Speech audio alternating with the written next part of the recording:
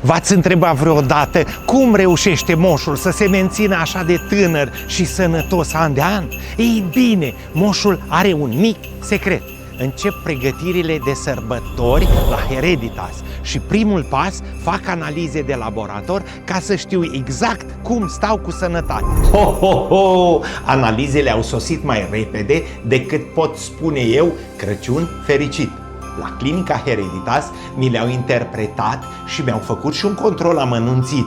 Așa e când vrei să fii în formă maximă pentru noaptea magică. După atâta agitație, moșul se răsfață la spa-ul Hereditas și își menține energia la centru de kinetoterapie.